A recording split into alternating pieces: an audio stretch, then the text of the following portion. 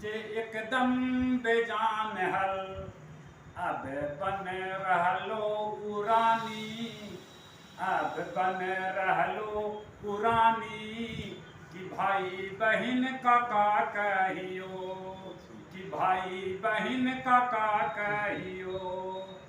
रिम झिम बरस रहल पानी प्रकृति के अजबे हेसानी कि भाई बहन काका कहियो। रूख बिरख खाड़ बाकी एकदम उदास हल, रूख बिरख खाड़ बाकी एकदम उदास हल।